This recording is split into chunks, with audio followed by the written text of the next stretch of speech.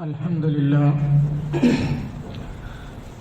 لله رب العالمين نحمده ونستعينه ونؤمن به ونتوكل عليه ونعوذ بالله من شرور أنفسنا ومن سيئات أعمالنا من يهده الله فلا مضل له ومن يضلل فلا هادي له وأشهد أن لا إله إلا الله وحده لا شريك له وأشهد أن محمدا عبده ورسوله أرسله بالهدى ودين الحق ليظهره على الدين كله ولو كره المشركون اللهم صل على محمد وعلى آل محمد كما صليت على إبراهيم وعلى آل إبراهيم وبارك على محمد وعلى آل محمد كما باركت على إبراهيم وعلى آل إبراهيم إنك حميد مجيد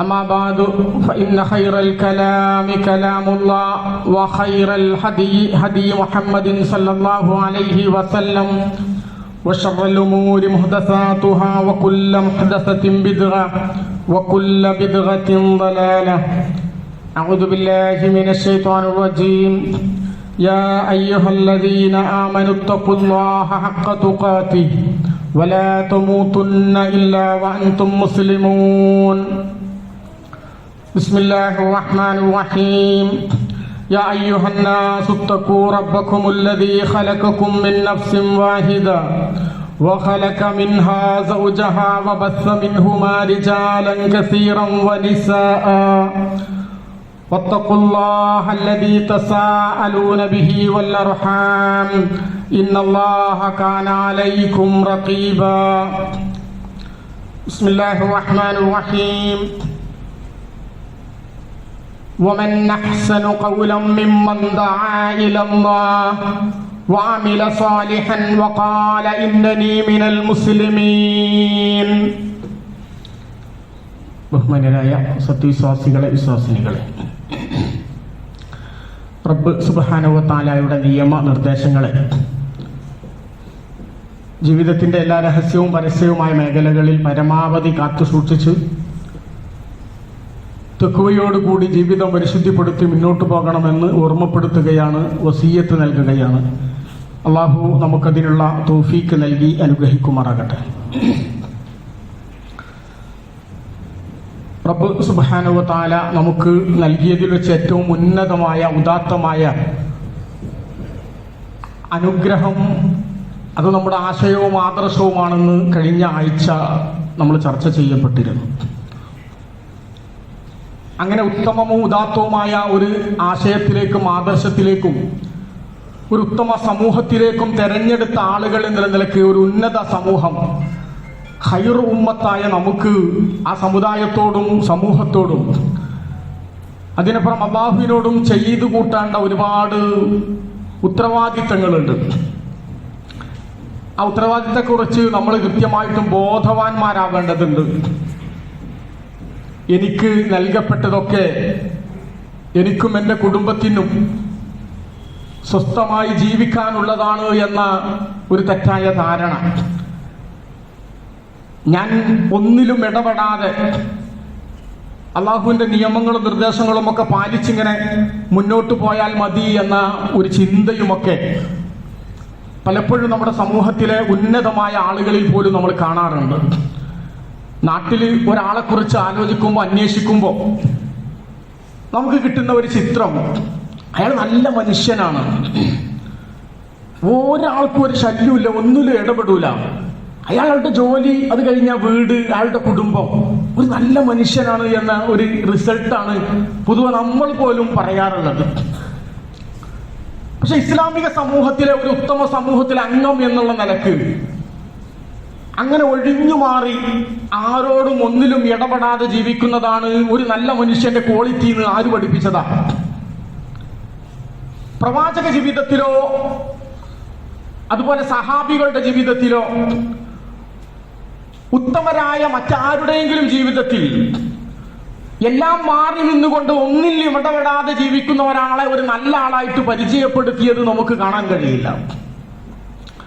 സമൂഹത്തിന്റെ ഇടയിൽ ജീവിക്കുകയും സമൂഹത്തിന്റെ പ്രശ്നത്തിൽ ഇടപെടുകയും അതിൽ ഉത്തരവാദിത്വ ബോധത്തോടു കൂടി ഞാനൊരു മുസ്ലിമാണെന്നുള്ള നിലക്ക് എന്തെങ്കിലും ചെയ്യാൻ സാധിക്കുമോ എന്ന് പരിശ്രമിക്കുകയും ചെയ്യുന്നവനാണ് യഥാർത്ഥത്തിൽ വിശ്വാസത്തിൽ ഊന്നൽ നൽകിയ ഉത്തമ സമൂഹത്തിലെ അംഗം. അള്ളാഹുവിന്റെ മാർഗത്തിലേക്ക് ക്ഷണിക്കുക എന്നുള്ളത് അതിന്റെ ഒരു ഉത്തരമായ ഉദാത്തമായ ഒരു ദൗത്യമാണ്, ഒരു ഉത്തരവാദിത്തമാണ്. ആരുണ്ട് നല്ല വാക്ക് പറയുന്നവൻ, നല്ല പണിയെടുക്കുന്നവൻ ആരാണുള്ളത്? ആരെക്കാൾ? അള്ളാഹുലേക്ക് ക്ഷണിക്കുന്നവനേക്കാൾ. അള്ളാഹുലേക്ക് ഒരാളെ ക്ഷണിക്കുക എന്ന് പറയുമ്പോൾ അള്ളാഹുവിന്റെ നിയമവും നിർദ്ദേശവും ഒക്കെ ജീവിതത്തിൽ പാലിക്കണമെന്ന് പറയുന്ന ഒരാള് തീർച്ചയായിട്ടും അത് പാലിച്ചുകൊണ്ടായിരിക്കും അവൻ ക്ഷണിക്കുക. അങ്ങനെ അള്ളാഹുവിന്റെ നിയമവും നിർദ്ദേശവും പാലിച്ചുകൊണ്ട് അവന്റെ ഉപദേശത്തിലേക്കും നിർദ്ദേശത്തിലേക്കും ക്ഷണിക്കുന്ന ഒരേക്കാൾ നല്ലവനായിട്ട് മറ്റാരുമില്ല. അവനങ്ങനെ ക്ഷണിച്ചുകൊണ്ട് നടക്കല്ല, അതിന്റെ കൂടെ അവൻ നല്ല അമൽ സ്വാലിഹാത്ത് നിർവഹിച്ചു കൊണ്ടിരിക്കുകയാണ്. അക്ഷണം ഒരു അമൽ സ്വാലിഹാത്താണ്. ആ അമൽ സ്വാലിഹാത്ത് വിശദീകരിക്കുന്നിടത്ത് 5 നേരത്തെ നിസ്കാരവും നോമ്പും സക്കാത്തും ഹജ്ജും ഉംറയും ഒന്നും അല്ല പരാമർശിക്കുന്നത്.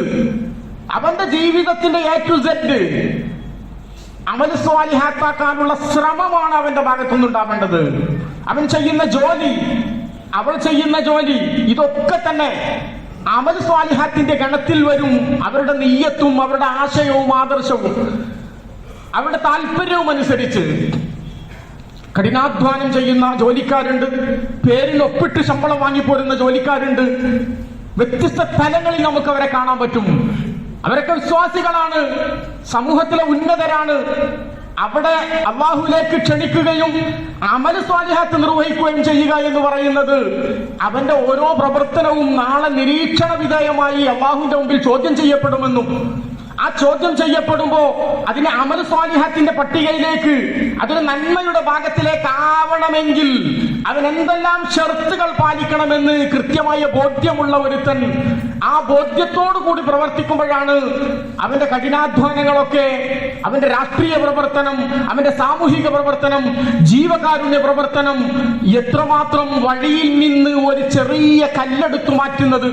ഇമാത്തത്തുൽ അദാ അനി ത്വരീഖി സദഖ, വഴിയിൽ നിന്ന് ചെറിയ ഉപദ്രവങ്ങൾ മാറ്റല്, വണ്ടിയുടെ സ്റ്റാൻഡ് തട്ടണമെന്ന് മറ്റൊരുത്തന് ഉപദേശിക്കുന്നത്, ഇതൊക്കെ ആ അമൽ സ്വാലിഹത്തിന്റെ പരിധിയിൽ വരുന്നതാണ്. പക്ഷെ എന്ത് വേണം? അവൻ അല്ലാഹുവിലേക്ക് ക്ഷണിക്കുന്നവനായി, അല്ലാഹുവിലേക്ക് അടുക്കുന്നവനായി ആ മാർഗത്തിൽ പ്രവർത്തിക്കുന്നവനാകണം. എന്നിട്ട് വഖാല ഇന്നനി മിനൽ മുസ്ലിമീൻ, പ്രതിസന്ധികളും പ്രയാസങ്ങളും ദുരിതങ്ങളും ഒക്കെ നേരിടുമ്പോ, തന്റെ മുമ്പിൽ വലിയ പ്രശ്നങ്ങളും പ്രയാസങ്ങളും വരുമ്പോ അവിടെ ഞാൻ മുസ്ലിമാണെന്ന് പ്രഖ്യാപിക്കാനുള്ള നല്ല ധൈര്യം കാണിക്കണം. അഴകൊഴഞ്ഞ സമീപനം സ്വീകരിച്ച് ഞാൻ ആരാണെന്ന് അറിയരുത് എന്നുള്ള രീതിയിലുള്ള വസ്ത്രവിധാനങ്ങളും പേരും മറ്റെല്ലാ അഭിസംബോധന രീതിയും ഒക്കെ സ്വീകരിച്ച് ഓരോ സദസ്സുകൾക്കും വ്യത്യസ്തമായ കോലം കെട്ടിപ്പോകുന്നവരല്ല. അല്ലാഹുവിന്റെ ഉത്തമ സമൂഹത്തിന്റെ ഉത്തമ ബോധ്യമുള്ള ആളുകൾ അവർ എപ്പോഴും ഞാൻ മുസ്ലിമാണെന്ന് പറയാനുള്ള ആർജവത്തോടുകൂടി പ്രവർത്തനത്തെ നിരീക്ഷിക്കുന്നവരും കാണുന്നവരുമായിരിക്കും. അങ്ങനത്തെ ഒരു സമൂഹത്തെയാണ് അല്ലാഹു സുബ്ഹാനഹു വ തആല ഉത്തമ സമൂഹം എന്ന് പറയുന്നത്. നമ്മൾ വലിയ ഭാഗ്യവാന്മാരാണ്. ഭൂമി ലോകത്ത് ആദം നബി അലൈഹിസ്സലാത്തു വസ്സലാമിന്റെ സന്താന പരമ്പരയിൽ ഏറ്റവും ഉത്തമമായ ഒരു സമൂഹമാണ് മുഹമ്മദ് നബി സല്ലല്ലാഹു അലൈഹി വസല്ലം തങ്ങളുടെ സമൂഹം. അതിലേറ്റവും ഉത്കൃഷ്ടരായ ആ പ്രവാചകന്റെ ചര്യ അതുപോലെ അനാവരണം ചെയ്യണമെന്ന് ആഗ്രഹിക്കുകയും അതിനുവേണ്ടി പണിയെടുക്കുകയും ചെയ്യുന്ന മുവഹിദുകളായ, ആ സുന്നത്തിനെ അതുപോലെ ജീവിതത്തിൽ പകർത്തണമെന്ന് താല്പര്യമുള്ള ആളുകൾ, അങ്ങനെയുള്ള ഒരു സംഘത്തിൽ നമ്മളെ ഉൾപ്പെടുത്തിയിട്ട് അല്ലാഹു സുബ്ഹാനഹു വ തആല പറയാണ്, കുന്തും ഖൈറ ഉമ്മ, നിങ്ങൾ ഏറ്റവും ഉന്നതമായ സമൂഹമാണ്, ഉത്തമമായ സമുദായമാണ്. ഉഖ്രിജത്തിൽ ലിന്നാസ്, ജനങ്ങൾക്ക് വേണ്ടി നിങ്ങളെ പുറപ്പെടുവിച്ചു. അഥവാ ജനങ്ങളിൽ നിന്ന് നിങ്ങളെ കൃത്യമായി തെരഞ്ഞെടുത്ത് നിങ്ങളെ ഉത്കൃഷ്ടമായ ഒരു സമൂഹമായി നിങ്ങളെ മാറ്റിയിട്ടുണ്ട്. ആ ഉത്കൃഷ്ട സ്വഭാവത്തിലും സമൂഹത്തിന്റെ ചിന്തയിലും അവരുടെ കാഴ്ചപ്പാടിലും ഒരു ഉത്തമ സമൂഹത്തിന്റെ വ്യക്തിത്വം നിങ്ങൾ കാത്തു സൂക്ഷിക്കേണ്ടതുണ്ട്. എന്താണ് നിങ്ങളുടെ ക്വാളിറ്റി? തഅ്മുറൂന ബിൽ മഅറൂഫ് വതൻഹൗന അനിൽ മുൻകർ വതുഅ്മിനൂന ബില്ലാഹ്. എല്ലായിടത്തും വിശ്വാസമാണ് മുന്നിൽ പറയാറുള്ളത്. ഈ ആയത്തില് നന്മ വിരോധിക്കുകയും നന്മ കൽപ്പിക്കുകയും തിന്മ വിരോധിക്കുകയും അല്ലാഹുവിനെ കൊണ്ട് വിശ്വസിക്കുകയും ചെയ്യുക. അല്ലാഹുവിന്റെ വിശ്വാസമുള്ള ഒരാളുടെ ഒരു വലിയ ദൗത്യമാണ് നന്മ കൽപ്പിക്കുകയും തിന്മ വിരോധിക്കുകയും ചെയ്യുക എന്നുള്ളത്. എല്ലാ തെറ്റുകളെയും അവിടെ ചാടി വീണിട്ട് ആ സാഹചര്യവും സന്ദർഭവും നോക്കാതെ എല്ലാറ്റിനും വിലക്ക് പറയണം എന്നല്ല പറഞ്ഞതിന്റെ താല്പര്യം. പണ്ഡിതന്മാർ കൃത്യമായിട്ട് വിശദീകരിച്ചു തന്നു. നമുക്ക് ഹദീസുകൾ അങ്ങനെ തന്നെ നമ്മളെ പഠിപ്പിച്ചു. നമുക്ക് തടയാൻ കഴിയുന്നത് സാഹചര്യത്തിനും നമ്മുടെ അധികാരങ്ങളൊക്കെ വെച്ചിട്ട് തടയാൻ ശ്രമിക്കുക, പറയാൻ കഴിയുന്നിടത്ത് പറയാൻ ശ്രമിക്കുക, വെറുക്കാൻ കഴിയുന്നിടത്ത് ദുർബലമായ ഈമാനോട് കൂടി അതിനോട് വെറുപ്പ് കാണിക്കുക. ഉത്തമ സമുദായത്തിലെ അംഗങ്ങളുടെ പേര് ലിസ്റ്റ് ഒരു ദിവസത്തെ പത്രമോ ചാനലോ എടുത്ത് പരിശോധിച്ചാൽ നമ്മൾ കാണുന്നത് എവിടൊക്കെയാ? ലോകത്ത് നടക്കുന്ന ഏറ്റവും വലിയ ക്രിമിനൽ സ്വഭാവമുള്ള എല്ലാ തെറ്റുകുറ്റങ്ങളിലും ഈ സമുദായത്തിന്റെ അംഗങ്ങളുടെ ഉന്നതമായ പേരുകൾ നമ്മൾ ഇങ്ങനെ വായിച്ചുകൊണ്ടിരിക്കുകയാണ് ദിവസവും. ലഹരി പദാർത്ഥങ്ങൾ പിടിക്കപ്പെടുമ്പോ, ക്രിമിനൽ കുറ്റങ്ങളിൽ പ്രതികളാക്കപ്പെടുമ്പോ അവിടെയൊക്കെ ഈ ഉത്തമ സമുദായത്തിലെ അംഗങ്ങളുണ്ട്. എന്തുകൊണ്ട്? വിശ്വാസത്തിൽ ഊന്നിയ ഒരു ഉത്തമ സമൂഹത്തിൽ അംഗമാവണമെന്ന് അവൻ തീരുമാനമെടുത്തില്ല എന്നുള്ളതാണ്. എന്റെ ശബ്ദം കേൾക്കുന്ന പ്രിയപ്പെട്ട സഹോദരങ്ങളെ, നമ്മൾ ആലോചിക്കേണ്ടത് അല്ലാഹുവിന്റെ പ്രവാചകന്റെ ഒരു ഉത്തമ സമൂഹം എന്നുള്ള നിലക്ക് ആ പ്രവാചകന്റെ കൂടെ മാശറയിലും നാളെ സ്വർഗത്തിലും ഒരുമിച്ച് കൂടാൻ താല്പര്യപ്പെടുന്ന ആളുകൾ എന്നുള്ള നിലക്ക് ആ പ്രവാചകൻ ഇഷ്ടപ്പെടാത്ത അല്ലാഹു പരിശുദ്ധ ഖുർആനിലൂടെ വിലക്കിയ പ്രവർത്തനത്തിന്റെ മുന്നിൽ നമ്മൾ ഉണ്ടാവരുത്. അപ്പൊ ഞാൻ ആ സമൂഹത്തിൽ നിന്ന് പുറത്തു പോകും. ആ സമൂഹത്തിന് ആ നന്മ പ്രചരിപ്പിക്കാനും അതിന് പ്രബോധനം നടത്താനും അതിന്റെ മാതൃകയായി ജീവിച്ച് കാണിച്ചു കൊടുക്കാനും മറ്റൊരു സമൂഹത്തെ ഇവിടെ സൃഷ്ടിച്ചിട്ടില്ല. നമുക്കൊക്കെ അതിന്റെ ബാധ്യതയുണ്ട്. അല്ലാഹു പറയുന്നുണ്ട്, വേറെ ഒരു സമൂഹം അതിന് വരും. ഒരു അറബി കോളേജൊക്കെ കഴിഞ്ഞിട്ട് ഇങ്ങനെ ദായിമാരായി ഇറങ്ങും. ഒരു ജീവകാരുണ്യ പ്രവർത്തനം നടത്താൻ അങ്ങനെ ഒരു സംഘത്തെ ഇവിടെ സൃഷ്ടിച്ചിട്ടുണ്ടാകും. ജമാഅത്ത് പള്ളിയിൽ നടത്താൻ അതിന് ഒരു സംഘം അവിടെ ഉണ്ട്. ഒന്നാമത്തെ സഫിൽ അവരുണ്ടാകും. അല്ല, നിങ്ങളൊക്കെ അതിൽ അംഗങ്ങളാകണം. ഖൈറിലേക്ക് ക്ഷണിക്കുന്ന ഒരു സമൂഹം നിങ്ങളിൽ നിന്നുണ്ടാവണം, വേറൊന്നും ഉണ്ടാവൂല. ഈ ഉത്തമ സമൂഹത്തിൽ നിന്നതുണ്ടാകണം. യഅ്മുറൂന ബിൽ മഅറൂഫി വയൻഹൗന അനിൽ മുൻകർ. നന്മയാണെന്ന് തോന്നുന്നിടത്ത് സപ്പോർട്ട് ചെയ്യാൻ, ആധുനിക കാലഘട്ടങ്ങളിലൊക്കെ ഒന്ന് ഷെയർ ചെയ്യാൻ, ഒരു ലൈക്ക് അടിക്കാൻ, ഒരു കമന്റ് എഴുതി വിടാനെങ്കിലും അതാണ് സപ്പോർട്ട് എന്ന് പറയുന്നത്. നന്മ കൽപ്പിക്കുക എന്ന് പറഞ്ഞാൽ നേരെ ഇറങ്ങിയിട്ട് കാണുന്നിടത്തൊക്കെ ഇങ്ങനെ പറഞ്ഞു നടക്കുക എന്നുള്ളതല്ല. ആവശ്യമുള്ളിടത്ത് അതൊരു നന്മയാണ്, അതിപ്പോൾ പറഞ്ഞാൽ അവന് ഉപകാരപ്പെടും, അതെനിക്കും നാളെ ആഖിറത്തിലേക്ക് ഉപകാരപ്പെടും എന്നുള്ള നിലക്കുള്ള കൽപ്പനയാണത്. വയൻഹൗന അനിൽ മുൻകർ, തിന്മയോട് അത് തിന്മയാണെന്ന് ബോധ്യപ്പെടുകയും ഈ ഉത്തമ സമൂഹത്തിന് അതിൽ നിന്ന് മാറി നിൽക്കേണ്ടതുണ്ട്. അല്ലെങ്കിൽ ഈ സമൂഹത്തിനെതിരെ ചെയ്യുന്ന തിന്മകൾ ഉണ്ടാകുമ്പോ അതിനെ പ്രതിരോധിക്കേണ്ടതുണ്ട്. അതിന്റെ കൂടെ നമ്മൾ ഉണ്ടാവണം എന്നാണ് ആ പറഞ്ഞതിന്റെ താല്പര്യം. വഉലൈക ഹുമുൽ മുഫ്ലിഹൂൻ, വിജയം ആഗ്രഹിക്കുന്ന ആളുകൾക്ക് അക്കൂട്ടര് അങ്ങനെയുള്ള ആളുകളായിരിക്കും. നമ്മളിൽ നിന്നാണ് ഒരു നല്ല സംഘം ഉണ്ടാവേണ്ടത്. ആ നല്ല സംഘത്തിന്റെ കൂടെയാണ് നമ്മൾ ഉണ്ടാകേണ്ടത്. എന്നിട്ട് അല്ലാഹു പറയുന്നുണ്ട്, വലാ തകൂനൂ കല്ലദീന തഫറഖൂ, ഭിന്നിപ്പുണ്ടാക്കുന്ന, ചിത്രതയുണ്ടാക്കുന്ന, പ്രശ്നങ്ങൾ ഉണ്ടാക്കുന്ന സംഘത്തിൽ നിങ്ങൾ ആയിപ്പോവരുത്. ആ സംഘം എല്ലായിടത്തും ഉണ്ടാകും. എല്ലാ നന്മയുടെ കൂടെയും ഉണ്ടാകും, എല്ലാ മഹല്ലിലും ഉണ്ടാകും, എല്ലാ സമൂഹത്തിലും, എല്ലാ രാഷ്ട്രീയത്തിലും, എല്ലാ ജീവകാരുണ്യ രംഗത്തും എല്ലായിടത്തും ഒരു സംഘം എപ്പോഴും ഭിന്നിപ്പുമായിട്ട് വരുന്ന ആളുകൾ ഉണ്ടാകും. സ്വാഭാവികമാണ്, മനുഷ്യ സഹജമാണ്. അതിന്റെ കൂട്ടത്തിലല്ല നമ്മളെന്ന് കൃത്യമായി ബോധ്യം നമുക്കുണ്ടാവണം. നല്ല നിരീക്ഷണം നടത്തണം എന്നർത്ഥം. അങ്ങനെ നിരീക്ഷണം നടത്തുമ്പോഴേ നമുക്ക് ആ കാര്യം ബോധ്യത്തോടു കൂടി നിർവഹിക്കാൻ സാധിക്കുകയുള്ളൂ. അല്ലാഹു സുബ്ഹാനഹു വ തആല ആ ബോധ്യം ഉൾക്കൊണ്ട ഒരാളോട് റബ്ബ് സുബ്ഹാനഹു വ തആല പറഞ്ഞു, നിങ്ങൾക്ക് തന്നെ എതിരാണ് നിങ്ങളെടുക്കുന്ന നിലപാട്. ഒരു പക്ഷേ നിങ്ങളുടെ കുടുംബത്തിനെതിരായിരിക്കും, നിങ്ങളുടെ മാതാപിതാക്കൾക്കെതിരായിരിക്കും. പക്ഷെ അല്ലാഹുവിന്റെ ഇഷ്ടം അതാണ് എങ്കിൽ നമ്മൾ എവിടെ ഉണ്ടാവേണ്ടത്?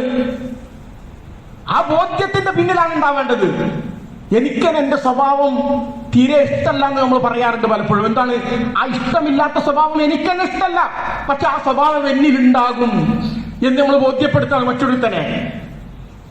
യാ അയ്യുഹല്ലദീന ആമനു, സത്യവിശ്വാസികളെ വിളിച്ചുകൊണ്ട് അല്ലാഹു പറയുന്നു, കൂനു ഖവ്വാമീന ബിൽ ഖിസ്തി ശുഹദാഅ ലില്ലാഹ്. അല്ലാഹുവിനെ സാക്ഷി നിർത്തിക്കൊണ്ട് നിങ്ങൾ നീതിയുടെ പക്ഷത്തുണ്ടാവണം. ആ നീതി വലൗ അലാ അൻഫുസിക്കും, നിങ്ങൾക്ക് തന്നെ നിങ്ങളുടെ താല്പര്യങ്ങൾക്ക്, നിങ്ങളുടെ ആഗ്രഹങ്ങൾക്ക്, നിങ്ങൾ ഇതുവരെ കൊണ്ടു നടന്ന സ്വപ്നങ്ങൾക്കൊക്കെ ഒരുപക്ഷെ എതിരായിരിക്കും. പക്ഷെ അള്ളാഹുവിന്റെ ഇഷ്ടം അതായിരിക്കും. അങ്ങനെയാണെങ്കിൽ വിശ്വാസികളെ നിങ്ങൾ ഉണ്ടാവേണ്ടത് കൂനു ഖവ്വാമീന ബിൽ ഖിസ്ത്, നീതിയുടെ പക്ഷത്താണ് ഉണ്ടാവേണ്ടത്. അതിൽ വാലിദൈന വൽ അഖ്റബീൻ, മാതാപിതാക്കൾക്കോ കുടുംബങ്ങൾക്കോ എതിരാകും. ഇന്ന് നമ്മൾ ഏത് പക്ഷത്താണ് നിൽക്കുക?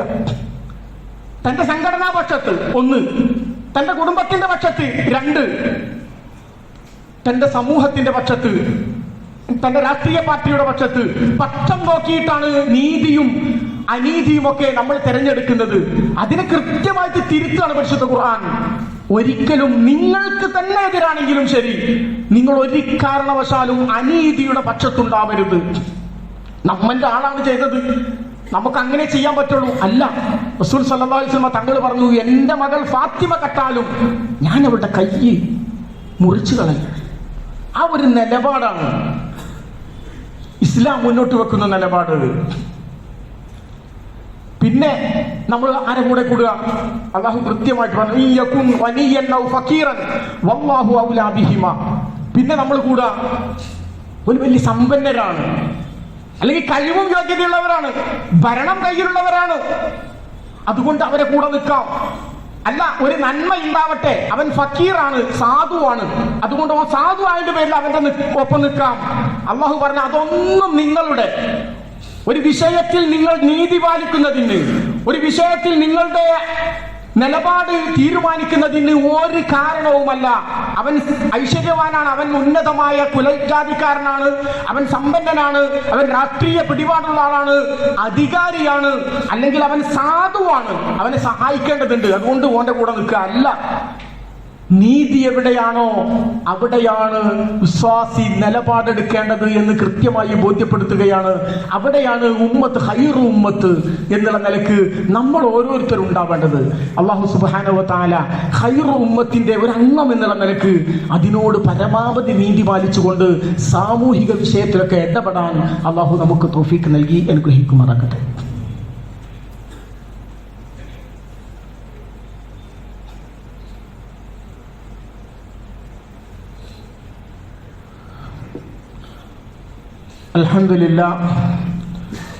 അൽഹംദുലില്ലാഹി റബ്ബിൽ ആലമീൻ വൽ ആഖിബത്തു ലിൽ മുത്തഖീൻ വലാ ഉദ്വാന ഇല്ലാ അലൽ ളാലിമീൻ വസല്ലല്ലാഹു തആല വസല്ലമ അലാ മുഹമ്മദ് വഅലാ ആലിഹി വസഹ്ബിഹി അജ്മഈൻ. ഇത്തഖുല്ലാഹ ഇബാദല്ലാഹ്. അല്ലാഹുവിനെ കാത്തുസൂക്ഷിക്കണമെന്ന് ഒന്നുകൂടി ഓർമ്മപ്പെടുത്തുകയാണ്.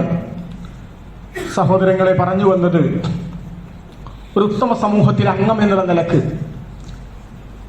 നമ്മുടെ വ്യക്തി ജീവിതത്തിലും നമ്മുടെ സാമൂഹിക ജീവിതത്തിലും കുടുംബ ജീവിതത്തിലുമൊക്കെ നാം പാലിക്കേണ്ട സൂക്ഷ്മതകളുണ്ട്.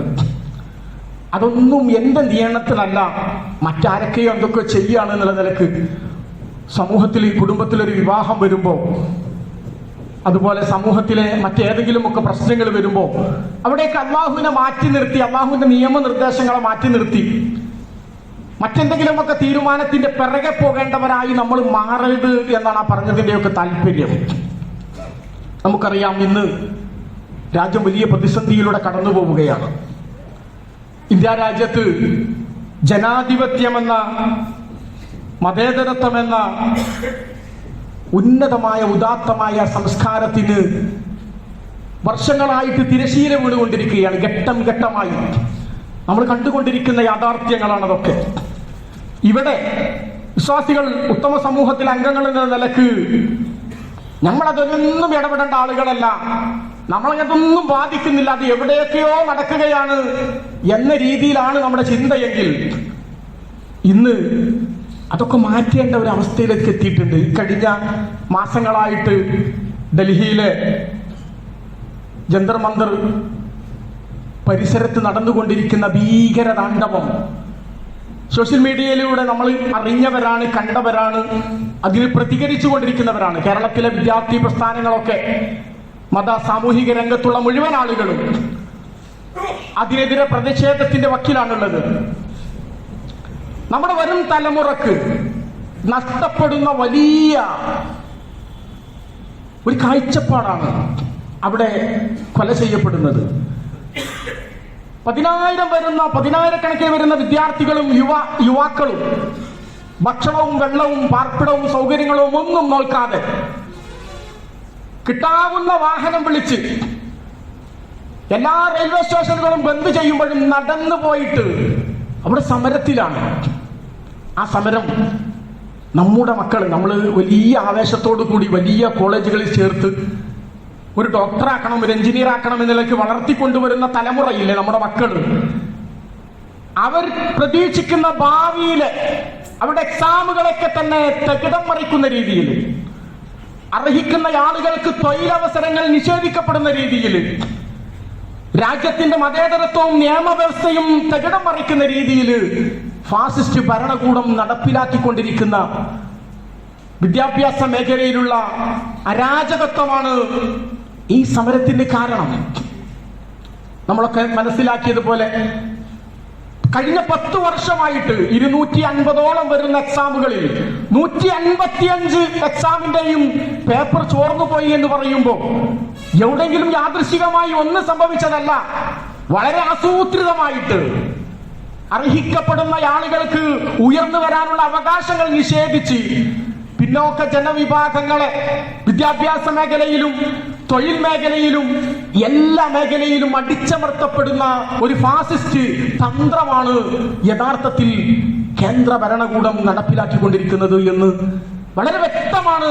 എല്ലാവരും അത് ഉറക്കെ പറയാൻ തുടങ്ങിയിട്ടുണ്ട്. വർഷങ്ങളായിട്ട് പലരും പറയുന്നു. ഇന്ന് ആ ഫാസിസത്തിന്റെ കൂടെ നിന്ന ആളുകൾക്ക് പോലും അത് ബോധ്യം വരികയാണ്. ഇവിടെ നമുക്ക് എന്ത് ചെയ്യാൻ പറ്റും? കേരളത്തിന്റെ ഏതെങ്കിലും മുക്കിലും മൂലയിലും ഇരുന്നു കൊണ്ട് അല്ല, ലോകത്തിന്റെ നാനാഭാഗത്തിരുന്നു കൊണ്ടാണ് അവിടെ സമരം ചെയ്യുന്ന ആളുകൾക്കുള്ള ഭക്ഷണം ഓഫർ ചെയ്യുന്നത് പലരും. ഇന്നലെ നമ്മൾ സോഷ്യൽ മീഡിയയിൽ കണ്ടു. അവിടെ അനുഭവിക്കുന്ന ഓരോ പ്രശ്നങ്ങളിലും ഉത്തമ സമൂഹത്തിൽ അംഗങ്ങൾ എന്ന നിലക്ക് ജനാധിപത്യ രീതിയിലുള്ള മതേതര സ്വഭാവമുള്ള ഇന്ത്യൻ ഭരണകൂടത്തിൽ ഇവിടെ നമുക്കൊക്കെ ജീവിക്കാനുള്ള സ്വാതന്ത്ര്യമുണ്ട്. ഏതു മതവും ഉൾക്കൊള്ളാനും അത് പ്രചരിപ്പിക്കാനുമുള്ള സ്വാതന്ത്ര്യമുണ്ട്. ഇവിടെ ഭക്ഷണം കഴിച്ചതിന്റെ പേരിൽ, ഭക്ഷണത്തിന്റെയും വസ്ത്രത്തിന്റെയും പേരിൽ, താടി വളർത്തിയതിന്റെ പേരിൽ, തൊപ്പി വെച്ചതിന്റെ പേരിൽ, ഇങ്ങനെ തുടങ്ങിയിട്ട് വർഷങ്ങളായിട്ട് ഭീകരമായ അക്രമങ്ങൾ നടന്നുകൊണ്ടിരിക്കുകയാണ്. ഇന്ന് അവർ പഠിച്ചുണ്ടാക്കിയ വിദ്യാഭ്യാസത്തിന്റെ പേരിൽ പോലും പീഡനങ്ങൾക്ക് വിധേയമായി കൊണ്ടിരിക്കുന്നു എന്ന് പറയുമ്പോൾ രാജ്യത്തിന്റെ പോക്ക് എവിടത്തേക്കാന്നുള്ള കൃത്യമായ ബോധ്യം നമുക്കുണ്ടാവണം. ഭരണം കൈയാളി കിട്ടുമ്പോ ഇതുവരെ ഫാസിസത്തിനെതിരെ ശക്തമായി പ്രതികരിച്ചിരുന്ന പലരും മൗനികളായി മാറുമ്പോ നമ്മളെ സംബന്ധിച്ചിടത്തോളം നമുക്ക് ഉറക്കെ പറയാൻ കഴിയുന്ന, പ്രതികരിക്കാൻ കഴിയുന്ന, പ്രതിഷേധിക്കാൻ കഴിയുന്ന ജനാധിപത്യ രീതിയിലുള്ള പ്രതിഷേധങ്ങളിലൊക്കെ നമ്മൾ ഉണ്ടാവണം. അതാണ് ഖൈറു ഉമ്മത്ത്. റസൂലുള്ളാഹി സ്വല്ലല്ലാഹു അലൈഹി വസല്ലം തങ്ങളുടെ പ്രബോധന രീതിയെ വളരെ കൃത്യമായി ശത്രുപക്ഷം നിരീക്ഷിക്കുകയും പ്രവാചകനെ കൊല്ലാനൊരുങ്ങുകയും നാട് വിട്ടുപോകുകയൊക്കെ ചെയ്ത് തിരിച്ചു വന്ന സംഭവം നമുക്ക് ഓർമ്മയുണ്ട്. മക്കം ഫത്ഹിന് വേണ്ടി വന്നിട്ട് റസൂൽ സല്ലല്ലാഹു അലൈഹി വസല്ലം തങ്ങൾ അവരെ വെല്ലുവിളിച്ചത് നമുക്ക് ഓർമ്മയുണ്ട്. ഹുദൈബിയ സന്ധിക്ക് വന്നപ്പോ റസൂൽ സല്ലല്ലാഹു അലൈഹി വസല്ലം തങ്ങൾ സംഭാഷണത്തിന് വെച്ച നിബന്ധനകൾ പാലിക്കുമ്പോഴും പ്രവാചകന് ഒരു ദൗത്യമുണ്ടായിരുന്നു. വരും തലമുറയെ രക്ഷപ്പെടുത്തുക എന്നുള്ളതാണ്. ഒന്നിനും കഴിവില്ലാത്ത ആളുകൾ കടന്നു വന്നപ്പോഴും അവർക്ക് വിദ്യാഭ്യാസം, എന്റെ സമൂഹത്തിന് വിദ്യാഭ്യാസം കൊടുക്കണമെന്ന നിബന്ധനയോടുകൂടി കരം മാറ്റിക്കൊടുത്ത പ്രവാചകന്റെ ദൗത്യമാണ് നമുക്കുള്ളത്. പരിശുദ്ധ ഖുർആൻ ആദ്യമായിട്ട് ഹിറാ ഗുഹയിൽ ഇറങ്ങുമ്പോ വായിക്കാനാണ് കൽപ്പിച്ചത്. ഇഖ്റ ബിസ്മി റബ്ബിക്കല്ലദീ ഖലഖ് ഖലഖൽ ഇൻസാന മിൻ അലഖ് ഇഖ്റ വറബ്ബുക്കൽ അക്റം അല്ലദീ അല്ലമ ബിൽ ഖലം അല്ലമൽ ഇൻസാന മാ ലം യഅലം. സുന്ദരമായിട്ട് വിദ്യാഭ്യാസം എന്ന് പറയുന്നത് ആരുടെയും കുത്തകയല്ല, അത് മനുഷ്യാവകാശമാണ്. മനുഷ്യന്റെ മൂല്യവത്തായ ഭക്ഷണം പോലെ അവന്റെ വായു പോലെ വളരെ പ്രധാനപ്പെട്ടതാണ്. അവന്റെ സംസ്കാരത്തിന്റെ മൂലകാരണം വിദ്യാഭ്യാസമാണ്. അത് തടയിടുന്ന രീതിയിൽ 5, 6, 8 വർഷമായിട്ട് കഠിനാധ്വാനം ചെയ്ത് പഠിച്ച വിദ്യാർത്ഥികൾ അവരൊന്നുമല്ലാതെയാകുന്ന,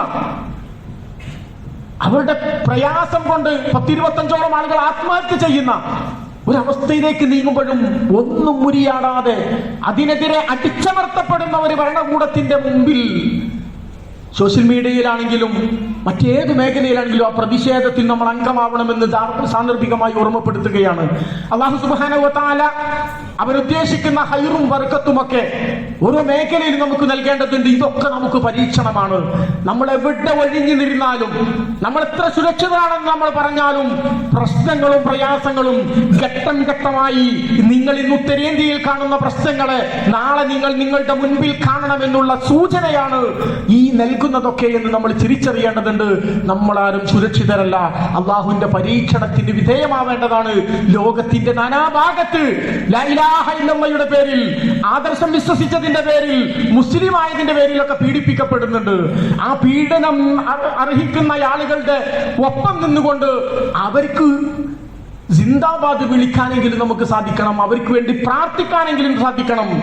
കഴിഞ്ഞ ആഴ്ച വേൾഡ് കപ്പ് നമ്മോട് വിട പറഞ്ഞു. എന്തൊരു സുന്ദരമായിട്ടാ വേൾഡ് കപ്പ് വിട പറഞ്ഞു പോയത്.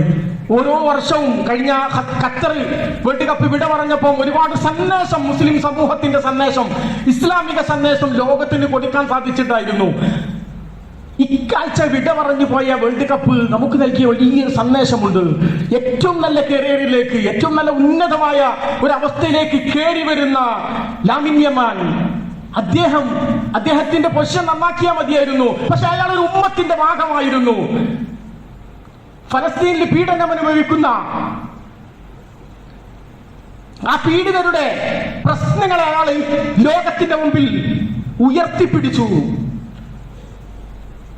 അവര് മാത്രമല്ല, അദ്ദേഹം അധിവസിക്കുന്ന രാജ്യം സ്പെയിനിന്റെ പ്രസിഡന്റ് പോലും പറഞ്ഞു, ഒരാൾക്കും പറയാൻ കഴിയാത്തൊരു പ്രഖ്യാപനം, ഇസ്രായേലെങ്ങാനും ലോകകപ്പിലേക്ക് കടന്നു വരുന്നുണ്ടെങ്കിൽ, യോഗ്യത നേടിയാൽ ഞങ്ങൾ കളിക്കില്ല എന്ന് പറയാൻ മാത്രം ഉന്നതമായ ഒരു സംസ്കാരത്തിലേക്ക്, ഒരാശയത്തിലേക്ക് ഒരു രാജ്യം കടന്നു വന്നു എന്നുള്ളത് ചെറിയൊരു സംഭവമല്ല. വേൾഡ് കപ്പിൽ ആര് ജയിച്ചു, ആര് പരാജയപ്പെട്ടു എന്നതല്ല ഒരു മുസ്ലിം ഉമ്മത്തിന് ബോധ്യം വരേണ്ടത്. അങ്ങനെ പറയാനുള്ള ഒരു ചങ്കൂറ്റമുള്ള, മതേതര സ്വഭാവമുള്ള, പ്രശ്നങ്ങളും പ്രയാസങ്ങളും അനുഭവിക്കുന്ന പീഡിതരുടെ ഒപ്പം നിൽക്കാൻ പറ്റുന്ന ഒരു രാജ്യവും ഒരു വ്യക്തിയും അവൻ അല്ലാഹു സുബ്ഹാനഹു വ തആല ആ രീതിയിൽ ഉയർത്തി. സുബ്ഹാനല്ലാഹ്. ഇങ്ങനെ ഓരോ സംഭവം ലോകത്ത് നടക്കുമ്പോഴും അവിടെയൊക്കെ മുസ്ലിങ്ങൾക്ക് കൃത്യമായ ഒരു ദിശാബോധമുണ്ട്. അവിടേക്ക് നമ്മൾ ലജ്ജിച്ച് തല താഴ്ത്തേണ്ട ഗതികേടാണുള്ളത്. നമുക്ക് പറയാൻ പറ്റാത്തതാണ് നമ്മളെ ആദർശമില്ലാത്ത, നമ്മുടെ അത്ര സംസ്കാരമില്ലാത്ത, അല്ലാഹുവിനെ എടുത്തറിയാത്ത ആളുകൾ പോലും പീഡിതർക്ക് വേണ്ടി പറയുന്നത് എന്നത് നമ്മളെ ലജ്ജാവഹമാക്കുകയാണ്. റബ്ബ് സുബ്ഹാനഹു വ തആല കൃത്യമായ ഒരു ഉമ്മത്തിന്റെ അംഗം എന്നുള്ള നിലക്ക് ദിശാബോധത്തോടു കൂടി മുന്നോട്ട് പോകാൻ നമ്മുടെ സമൂഹത്തിനും സമുദായ നേതൃത്വത്തിനും അള്ളാഹു ദീർഘവീക്ഷണം നൽകി അനുഗ്രഹിക്കുമാറാകട്ടെ. ലോകത്തിന്റെ മുമ്പിൽ ലാ ഇലാഹ ഇല്ലല്ലാഹ് പ്രചരിപ്പിക്കുകയും അതിന്റെ പ്രചാരകരാവുകയും ചെയ്യുമ്പോൾ അതിനു വേണ്ടി പണിയെടുക്കുന്ന ഇഖ്ലാസുള്ളവരുടെ കൂട്ടത്തിൽ അള്ളാഹു മുസ്ലിം സമൂഹത്തെ ഒന്നടങ്കം ഉൾപ്പെടുത്തി അനുഗ്രഹിക്കുമാറാകട്ടെ. പീഡനങ്ങളും പ്രയാസങ്ങളും അനുഭവിക്കുന്ന ആളുകൾക്ക് അള്ളാഹുവിന്റെ അർഹമായ സമാധാനവും സുരക്ഷിതത്വവും അള്ളാഹു പ്രദാനം ചെയ്യുമാറാകട്ടെ. അള്ളാഹുവേ, ഞങ്ങൾ ദുർബലരാണ്, ഞങ്ങൾ പാപികളാണ്, ഞങ്ങൾ ദോഷികളാണ്. അള്ളാഹുവേ, പ്രായത്തിന്റെ ചാപ്പല്യത്തിൽ അകപ്പെട്ട് സാമൂഹിക സന്ദർഭത്തിന്റെ അകപ്പെട്ടുകൊണ്ട് ഒരുപാട് തെറ്റുകൾ സംഭവിച്ചു പോയിട്ടുണ്ട്. നീ ഞങ്ങളോട് പൊറുക്കണേ തമ്പുരാനെ. അള്ളാഹുവേ, ഞങ്ങളിൽ രോഗികളായ ആളുകളുണ്ട്, പൂർണ്ണമായ ശിഫ അവർക്ക് പ്രദാനം ചെയ്യണേ തമ്പുരാനെ. അള്ളാഹുവേ, മറ്റൊരുത്തന്റെ പരസഹായത്തിന് വേണ്ടി കെട്ടിക്കിടക്കേണ്ട ഒരു ഗതികേട് നീ ഞങ്ങൾക്ക് വരുത്തല്ല തമ്പുരാനെ. اللهم اغفر للمؤمنين والمؤمنات والمسلمين والمسلمات والأحياء منهم والأموات. اللهم ربنا هب لنا من أزواجنا وذرياتنا قرة أعين واجعلنا للمتقين إماما. اللهم ربنا آتنا في الدنيا حسنة وفي الآخرة حسنة وقنا عذاب النار. وصلى الله تعالى وسلم على محمد وعلى آله وصحبه وسلم.